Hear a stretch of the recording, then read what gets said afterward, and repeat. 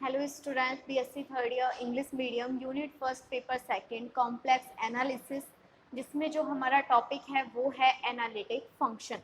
तो इससे पहले वाली क्लास में हम डिस्कस कर चुके हैं कि एनालिटिक फंक्शन क्या होता है। मैं आपको रिवाइज कर देती हूँ 5 मिनट में।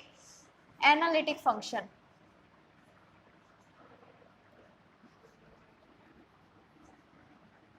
अब ये एनालिटिक फंक्शन है, सबसे फर्स्ट ऑफ ऑल ये सिंगल वैल्यूड होना चाहिए। सेकंड, ये डिफरेंशियबिलिटी को सेटिस्फाई करना चाहिए। और थर्ड जो पॉइंट है वो होना चाहिए कि ये एवरी पॉइंट पर डिफाइन होना चाहिए। ठीक है, तीन जब कंडीशन को हम मिलाएंगे तो हमारे पास बनेगा analytic function. Means single valued function हो, डिफरेंशियबिलिटी को सेटिस्फाई करता हो और वो डोमेन डी के एवरी पॉइंट पर क्या हो, डिफाइन हो, एनालिटिक फंक्शन होता है। अब जब ये एनालिटिक फंक्शन है, आफ्टर देन इसकी हमने नेसेसरी कंडीशन देखी थी। ठीक है, अब हम इसके थ्योरम का स्टेटमेंट क्या था कि कोई भी function f of z u x comma Y plus iota we x comma y. ठीक है, हमारे पास क्या है, एफ ऑफ जेड है, एक यू है, एक वी है। तो यू और वी ये क्या करने चाहिए, सेटिस्फाई करने चाहिए किसको, कॉसी रीमान इक्वेशन को।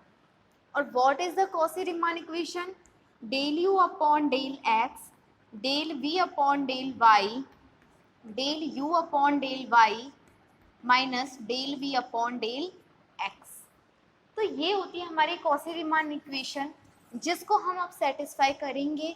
हमने स्टेटमेंट देख लिया, कॉसी रीमान इक्वेशन देख ली, एक नंबर के क्वेश्चन कहाँ से बनेंगे, 10 का कहाँ से बनेगा, इस सब चीज़ों के बारे में हम डिस्कस कर चुके हैं। तो फर्स्ट ऑफ ऑल हम करते हैं इसका proof.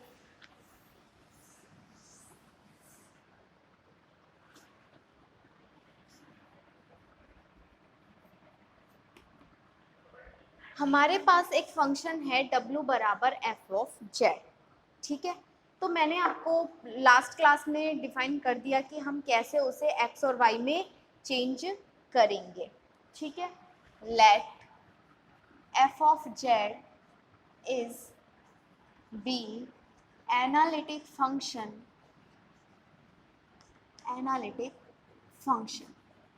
In domain D, in domain D। क्या है, हमारे पास कोई एफ ऑफ जेड एक फंक्शन है जो एनालिटिक है किसी भी डोमेन डी में।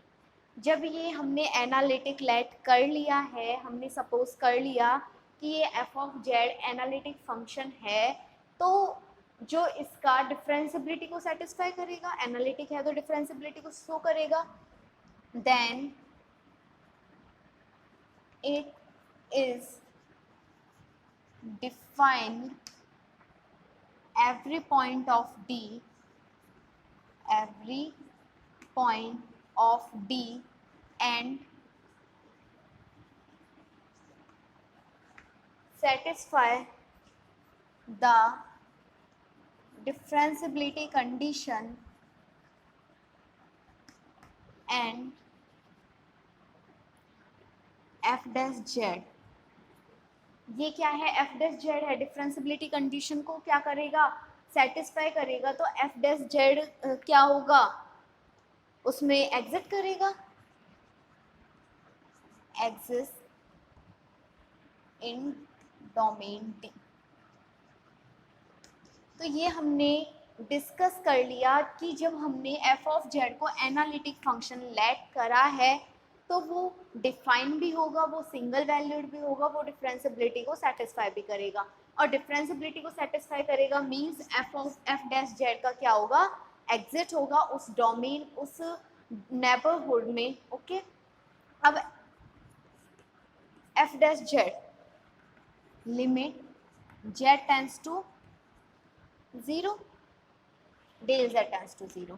क्या है हमारे पास इसका formula? F Z plus del Z minus F of Z upon del Z. Okay, ये हमारे पास फंक्शन है। We know that z equal to X plus iota Y, del z equal to del x plus iota del Y, w बराबर F of Z equal to U x comma Y plus iota we x comma Y. हमने यहाँ real part और imaginary part को comma से separate कर दिया है, तो यहाँ पर हम इसको सेपरेट ही रहने देंगे। ठीक है, अब हम इन जो हमारी वैल्यूज़ हैं इनको हम पुट करते हैं इस फॉर्मूले में, एंड हमारे पास देखते हैं क्या इक्वेशन आएगी। Limit del x tends to 0 and del y tends to 0। Okay, F Z plus del Z F. अब जो एफ ऑफ जेड है, एफ ऑफ जेड की वैल्यू तो ये है। अगर जेड में मैं डेल जेड को क्या करूं? ऐड कर दूं, मीन्स रियल पार्ट में रियल पार्ट और इमेजिनरी पार्ट में इमेजिनरी पार्ट को मुझे क्या करना है? ऐड करना है। तो जब मैं ऐड करूंगी तो देखो यहाँ पे क्या आएगा? यू रियल पार्ट में मैंने रियल पार्ट को ऐड करा, comma Y plus del Y plus iota we, X में रियल पार्ट ऐड करा और comma Y plus del Y. ठीक है, मैंने क्या किया है यहाँ पे? जेड प्लस डेल जेड की जगह X plus del X Y plus del Y. समझाते हुए से देखो, एफ ऑफ जेड बराबर क्या है? You x comma Y. मैं सिर्फ एक फंक्शन लेती हूँ रियल पार्ट वाला यू। अब जेड की जगह हमें क्या लिखना है? Del Z. जेड क्या है? एक्स कॉमा वाई है प्लस, और डेल जेड क्या है? Del x plus iota del Y. ठीक है, आयोटा को हटा दो। तो x में डेल x को जोड़ा, y में डेल y को जोड़ा, मतलब रियल पार्ट में रियल पार्ट और इमेजिनरी पार्ट में इमेजिनरी पार्ट को आपको रहने देना है। ठीक है, after that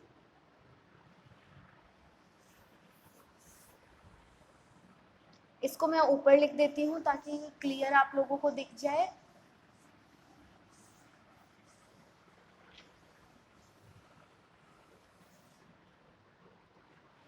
F dash Z equal to limit del X tends to 0 del Y tends to 0। सबसे पहले हमारे पास क्या है? F Z plus del Z. ठीक है, you x plus del x comma Y plus del Y plus iota we x plus del x comma Y plus del Y minus का U, फिर क्या है? माइनस एफ ऑफ जेड, और F of Z की value हमें पता है iota we x comma Y upon नीचे क्या है? डेल जेड, और डेल जेड की value del x plus iota del Y. तो यहाँ से हमारे पास दो कंडीशन बनेंगी। जो हमारा डेल जेड है उसको एक बार हम रियल पार्ट पे इमेजिनरी करेंगे और दूसरा इमेजिनरी पार्ट पे उसको इमेजिन करेंगे। We have let consider two case. The first case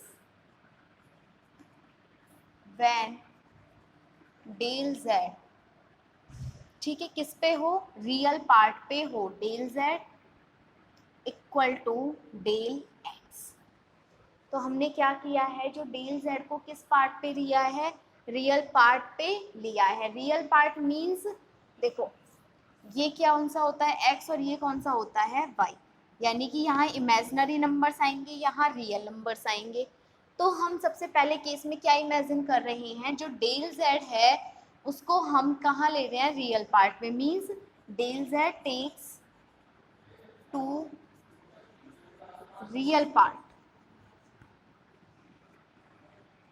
on real part. तो जब हम रियल पार्ट पे ले रहे हैं, अब डेल जेड की बात कर रहे हैं, डेल जेड के बारे में डिस्कस कर रहे हैं, तो ये किस में चेंज हो जाएगा, डेल एक्स डेल वाई में।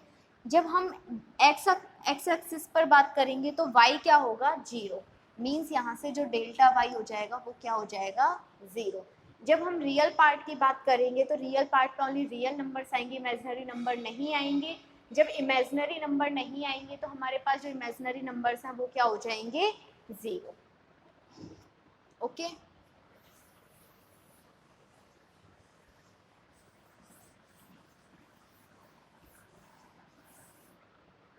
तो यहाँ से हमने डिस्कस किया जब वो रियल पार्ट पे हो तो उसमें क्या चेंज होगा।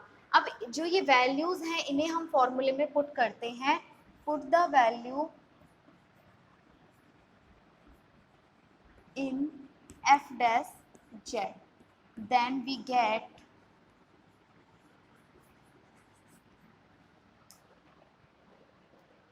F dash Z equal to limit, देखो डेल वाई तो हो गया ज़ीरो, क्या रहा, del X tends to zero, U U x plus del X as it is, comma Y plus del Y की वैल्यू किसके इक्वल है, ज़ीरो, क्या बचेगा, Y plus iota we x plus del x comma Y, del Y क्या हो जाएगा, zero, minus का u x comma Y minus का iota we x comma Y,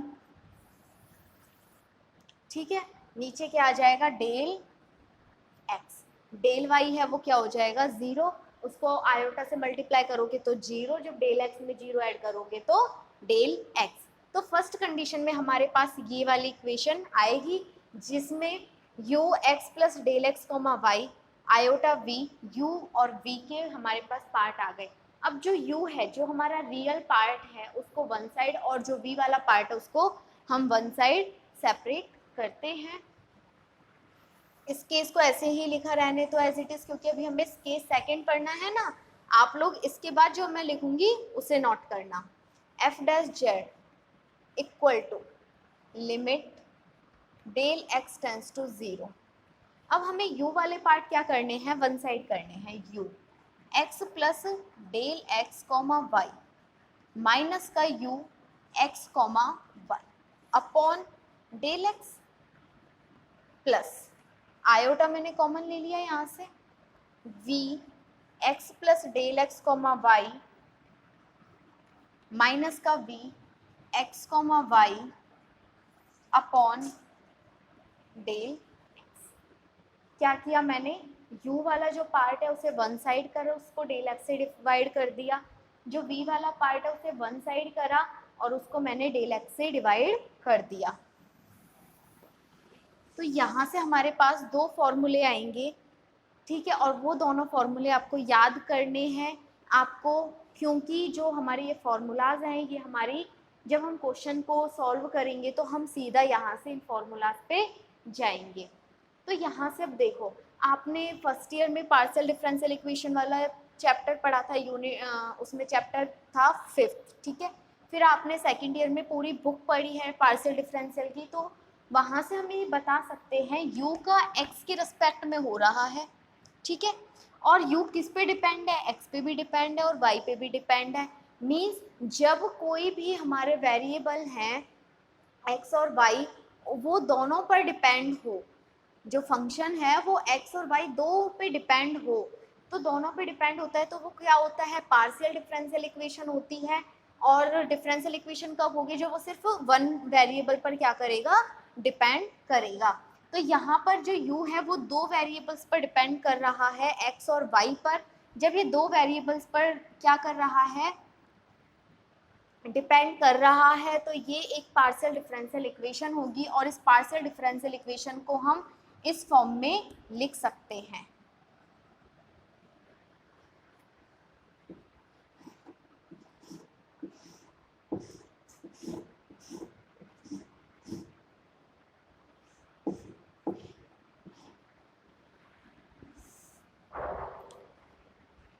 और ये जो लिमिट है ये दोनों की आगे है, तो u u का हम किसके रिस्पेक्ट में कर रहे हैं, x के रिस्पेक्ट में, और ये जो साइन होता है डेल्टा का, ये पार्शियल को शो करता है।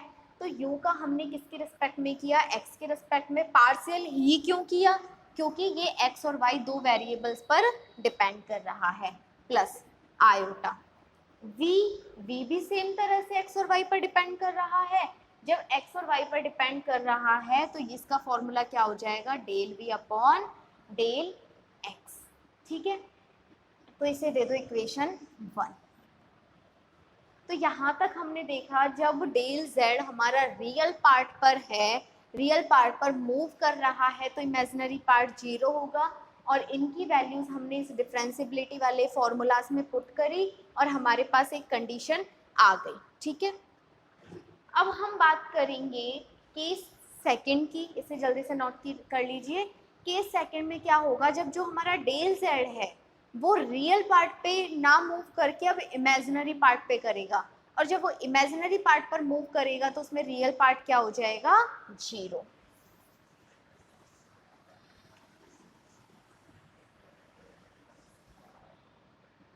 सेकंड केस है हमारा when del z moves on imaginary part, means del z बराबर डेल y, और डेल एक्सिस पर क्या हो जाएगा, 0। ठीक है, जब इमेजिनरी बात करेंगे, या फिर मैं दूसरे वर्ड्स में, इसको अदर वर्ड्स में आपको समझाना चाहूँ तो जब हम y एक्सिस पे बात कर रहे हैं तो y एक्सिस पे x क्या होता है, 0। तो यहाँ से हम देखेंगे F dash Z equal to limit del X 0 हो गया, क्या बचेगा, डेल y टेंस टू 0। यहाँ देखो u x comma del X किसके इक्वल है, 0 के इक्वल, 0 पुट कर दो, क्या बचेगा, y plus del y plus iota v x comma y plus del y minus का u x comma y plus का iota v x comma y upon iota del y, del x 0 हो गया, iota del y as it is रहा। F dash Z equal to limit del y tends to 0।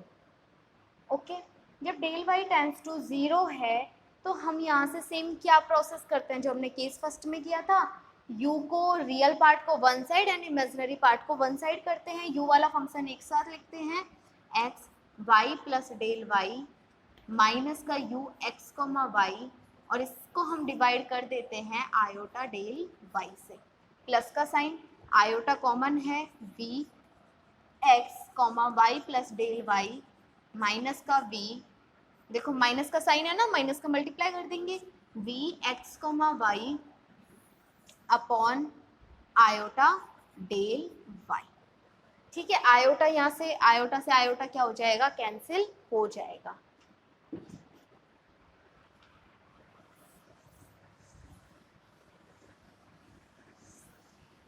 देखो आगे F dash Z equal to limit del Y tends to 0 u।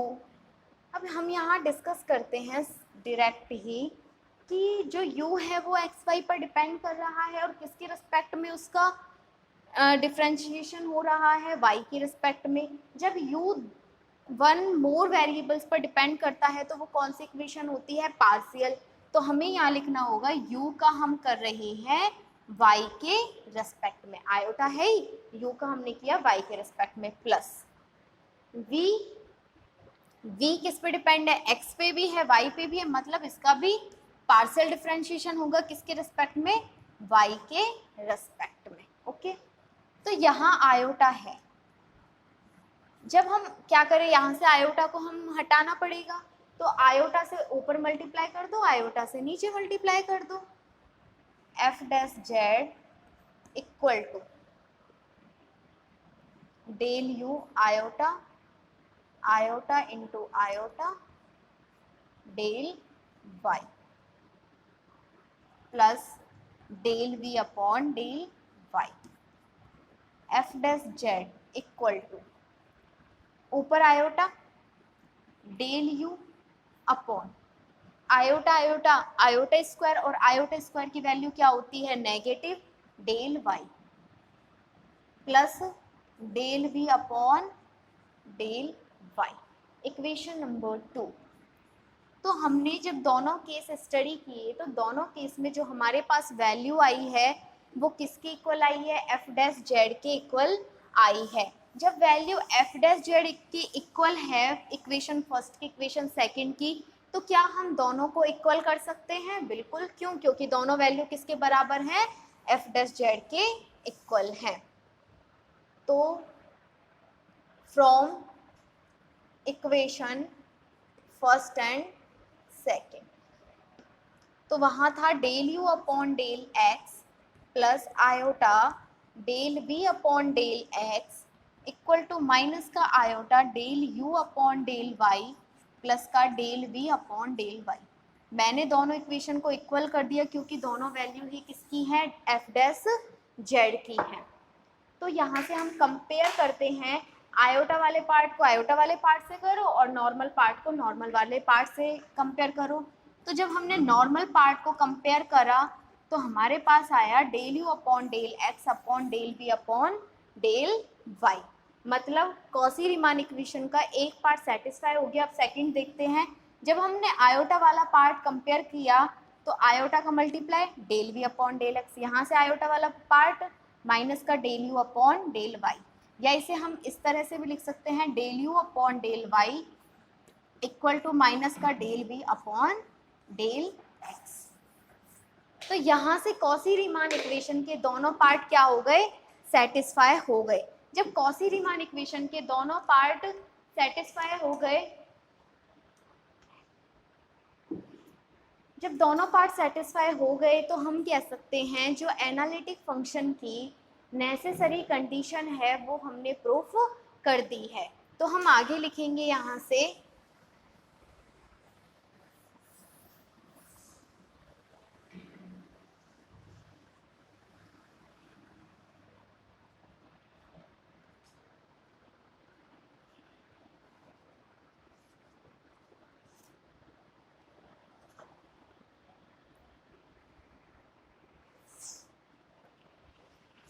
जो हमारे पास u x comma Y है and दूसरा v x comma Y है, ये ना केवल कौन से उसमें आए थे, del you upon del x और del you upon del y, del you upon del we upon del x और del we upon del Y. तो जब हम इनकी ऑर्डर की बात करते हैं तो ये वन ऑर्डर का है, ठीक है। तो ये वन ऑर्डर का है, सारे del you upon del X एक बार डिफ्रेंशिएट हुआ है एक्स के रिस्पेक्ट में, एक बार पार्शियल डिफ्रेंशिएट हुआ है वाई के रिस्पेक्ट में, v one time partial differentiate हुआ है एक्स के रिस्पेक्ट में और v one time partial differentiate हुआ है y के रिस्पेक्ट में। तो ना केवल इनका फर्स्ट पार्शियल कोफिशिएंट एग्जिट है बल्कि इनकी जो वैल्यू है वो भी क्या है, यूनिक वैल्यू है, ठीक है। तो हम लिखेंगे जो यू एक्स वाई है एंड वी एक्स वाई है ये सेटिस्फाई करता है, satisfy the Cauchy Riemann equation, quasi Riemann equation, ठीक है। तो जब हमने इसको प्रूफ कर दिया तो हम दोबारा इसके बारे में थोड़ा सा रिवाइज कर लेते हैं। हमारे पास थ्योरम थी कि हमें एनालिटिक फंक्शन की सबसे मेन नेसेसरी कंडीशन लिखनी है। तो नेसेसरी कंडीशन के लिए हमने सबसे पहले जो हमें फंक्शन गिवन है उसे हमने एनालिटिक माना। एनालिटिक माना तो वो डिफरेंशिएबिलिटी को तो सेटिस्फाई करेगा। जब वो डिफरेंशिएबिलिटी को सेटिस्फाई करेगा मींस उसमें एफ डैश जेड का जो एग्जिट होगा वो एक यूनिक वैल्यू के रूप में होगा, या जब इसको हम डिफाइन करेंगे तो ये नेबरहुड डी या डोमेन डी के एवरी पॉइंट्स पर डिफाइन हो जाएगा। तो हमने यहाँ से सबसे पहले फॉर्मूला लिखा हमने डिफरेंशिएबिलिटी का फॉर्मूला पुट किया। तो वी नो डैट जो एफ ऑफ जेड है वो U X comma Y plus iota we X comma Y के क्या होता है, इक्वल होता है। तो यहाँ से जेड की जगह क्या पुट करना है, डेल जेड, मतलब एक्स में डेल एक्स ऐड करना है, वाई में डेल वाई ऐड करना है। तो हमने वो वैल्यूज लेके कहाँ पुट कर दिया, इस डिफरेंशिएबिलिटी के फॉर्मूले में हमने इसको पुट कर दिया। जब हमने पुट करा तो हम दो कंडीशन के बारे में इमेजिन करेंगे। First condition is when del Z moves on real part and real axis and del Z moves on imaginary axis. जब वो रियल एक्सिस पे करेगा तो जो डेल जेड की वैल्यू है वो किसके इक्वल होगी, ओनली डेल एक्स के। क्यों, क्योंकि इमेजिनरी पार्ट तो उसमें क्या हो जाएगा, जीरो। मीन्स जब एक्स एक्सिस पर होगा तो एक्स एक्सिस पर तो वाई क्या होता है, जीरो होता है। ये वैल्यूज हमने जब इसको x और y में चेंज कर लिया तो यहाँ पुट कर दी। यहाँ पर जब हमने ये वैल्यू पुट कर दी है तो हमारे पास एक कंडीशन आ गई। अगेन जब हमने नेक्स्ट स्टेप देखा कि जो डेल z है वो इमेजिनरी पार्ट पर है और जो डेल x है वो क्या है, जीरो। मतलब डेल z इमेजिनरी पार्ट पर है और उसका रियल पार्ट क्या है, जीरो। जब इसको हम यहाँ पुट करेंगे, जब एक्स वाई में चेंज करके इसमें पुट करेंगे तो हमने यहाँ से देखा कि हमारे पास जो कंडीशन आएगी वो आएगी इमेजिनरी पार्ट की, यानी कि काल्पनिक भाग पर जब हमने उसको लेट करा है दोनों कंडीशन ही एफ डैश जेड के इक्वल है। और जब दोनों कंडीशन एफ डैश जेड के इक्वल हैं तो हमने यहाँ से दोनों को इक्वल कर दिया। और दोनों को इक्वल कर दिया तो हमने जब रियल पार्ट और इमेजिनरी पार्ट को कंपेयर करा, काल्पनिक और वास्तविक रियल पार्ट और इमेजिनरी पार्ट को जब हमने कंपेयर करा तो हमने वहाँ से देखा कि हमारे पास कॉची रीमान इक्वेशन सेटिस्फाई हो जाती है। Means del you upon del x del we upon del y के इक्वल आता है और del you upon del Y minus के del we upon del x के इक्वल आएगा। तो यहाँ से ये नेसेसरी कंडीशन हमारी कंप्लीट होती है, जहाँ पर हमने बताया जो del you upon del X हैं ये सब फर्स्ट ऑर्डर में है, ठीक है।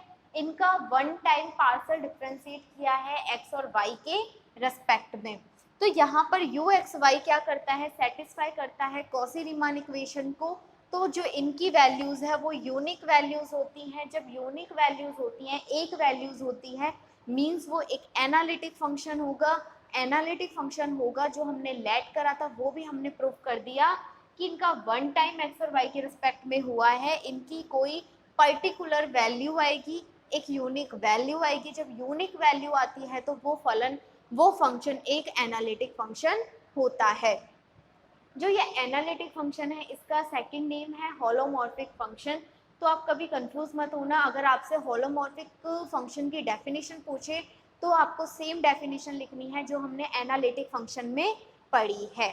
ओके, जब हमने जो एनालिटिक फंक्शन में पढ़ी है तो वही सेम हमने होलोमॉर्फिक फंक्शन की डेफिनेशन हो जाएगी। अब हम देखेंगे इसके बेस पे एग्जाम्पल। जब हम इसके एग्जाम्पल करेंगे तो हमें इन चारों के फॉर्मूलाज चाहिए होंगे। क्यों, कॉची रीमान इक्वेशन को कब सेटिस्फाई करोगे, जब आपके पास ये वाली कंडीशन सेटिस्फाई होगी तभी हम कहेंगे कि हाँ ये कॉची रीमान को सेटिस्फाई करता है। तो del you upon del x का जो हमने फॉर्मूला है, जो हमने अभी जिसको del you upon del X लिखा है उसका फॉर्मूला क्या है, ये याद होने चाहिए, ये कंपल्सरी है, ठीक है। You x plus del x comma Y minus का u x comma Y upon del x, ठीक है। फिर है del you upon del y, इसका फॉर्मूला होगा u x comma Y plus del Y minus u x comma Y upon del y. Del we upon del x का formula होगा v x plus del x comma Y minus का v x comma Y upon del x. और del we upon del y का formula होगा v x comma Y plus del Y minus का v x comma Y upon del Y. तो ये चारों formulas जब आपको याद होंगे, जब आप इन चारों के बारे में स्टडी कर लोगे तो आपके पास आएगा कि क्या ये चारों इक्वेशन आपकी इक्वल हैं। अब हम जो इस नेक्स्ट क्लास में क्वेश्चन डिस्कस करेंगे वो इसी के बेस पे करेंगे, इन्हीं फॉर्मूलाज को यूज़ करेंगे और हम देखेंगे कि क्या ये एनालिटिक फंक्शन है, क्या ये कॉची रीमान को सेटिस्फाई करता है नहीं करता। इसके बारे में हम हमारी नेक्स्ट क्लास में डिस्कस करेंगे।